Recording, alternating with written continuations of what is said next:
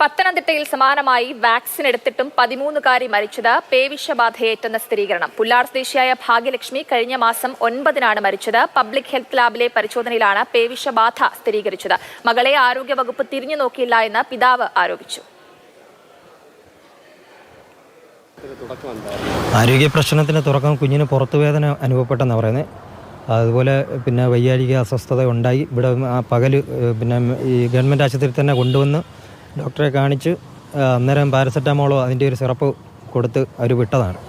അത് കഴിഞ്ഞ് രാത്രി ഒരു 1:30 ആയപ്പം ഒരു വല്ലാത്ത ശബ്ദം ഉറപ്പോടുകൂടി അവൾ ഉണരുകയും പിന്നീട് കട്ടിലിൽ നിന്ന് തറയിലോട്ട് വരികയും അവിടെ വെച്ച് ഫിക്സ് ഉണ്ടാകുകയും പിന്നെ ഉടനെ തന്നെ ആംബുലൻസ് മുത്തൂറ്റെത്തിച്ചു.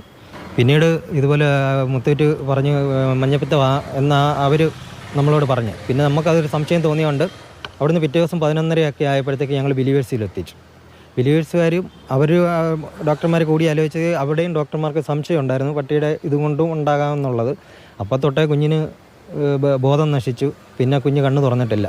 ഈ പഞ്ചായത്തിൽ ആശാവർക്കർമാരുണ്ട്. ഒരു മനുഷ്യൻ തിരിഞ്ഞ് ഒരു കാര്യം പറഞ്ഞു തരുമോ, അല്ലെ ആ കുഞ്ഞിന് ഇനി എങ്ങനെയുണ്ട്, ഈ കടിച്ച പട്ടി പേവിഷബാധ ഉള്ളതാണെന്ന് അറിഞ്ഞിട്ട് പോലും ഒരു മനുഷ്യരും തിരിഞ്ഞു നോക്കിയിട്ടില്ല.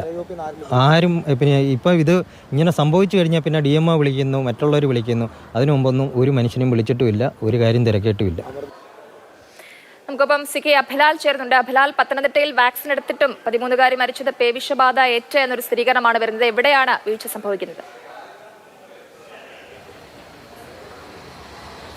പത്തനംതിട്ട പുല്ലാട് സ്വദേശികളായ ദമ്പതികളുടെ 13 വയസ്സ് പ്രായമുള്ള പെൺകുട്ടി ഭാഗ്യലക്ഷ്മിയാണ് മരണമടഞ്ഞത്. മരണം സംഭവിച്ചത് കൊച്ചിയിലെ സ്വകാര്യ ആശുപത്രിയിൽ ചികിത്സയിലിരിക്കെ ഏപ്രിൽ മാസം 9-ാം തീയതിയാണ്. കുഞ്ഞിനെ നായ കടിക്കുന്നത് നാരങ്ങാനം ഗ്രാമപഞ്ചായത്ത് പ്രദേശത്തെ തറ ഭാഗം എന്ന സ്ഥലത്ത് വെച്ച് ഡിസംബർ മാസം 13-ാം തീയതിയാണ്.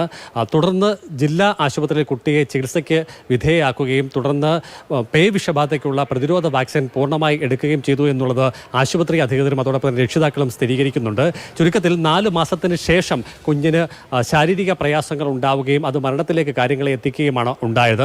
മരണശേഷം നടത്തിയ പരിശോധനയിലാണ് ആരോഗ്യവകുപ്പിൻ്റെ ഉടമസ്ഥയിലുള്ള തിരുവനന്തപുരത്തെ പബ്ലിക് ഹെൽത്ത് ലാബിൽ നടത്തിയ പരിശോധനയിലാണ് പെൺകുട്ടിക്ക് പേവിഷബാധ സ്ഥിരീകരിച്ചുകൊണ്ടുള്ള റിപ്പോർട്ട് വന്നിട്ടുള്ളത്. ഇതാണ് കൂടുതൽ ആശങ്കകൾക്ക് ഇടവരുത്തിയിട്ടുള്ളത്. അതേസമയം തന്നെ പെൺകുഞ്ഞിനെ കടിച്ച നായ 4-ാം ദിവസം ചത്തുപോവുകയും അതിനെ മഞ്ഞാടിയിലെ ഏവിയൻ സയൻസ് സെന്ററിൽ നടത്തിയ പോസ്റ്റ്മോർട്ടത്തിൽ പേവിഷബാധ സ്ഥിരീകരിക്കുകയും ചെയ്തിട്ടും ഈ വിഷയത്തിൽ ഗൗരവപരമായ ഒരു ഇടപെടൽ ഗ്രാമപഞ്ചായത്തിന്റെ ഭാഗത്തുനിന്നോ ആരോഗ്യവകുപ്പിന്റെ ഭാഗത്തുനിന്നോ ഉണ്ടായിട്ടില്ല എന്നുള്ള ആക്ഷേപം രക്ഷിതാവ് ഉന്നയിക്കുന്നുണ്ട്. എന്തായാലും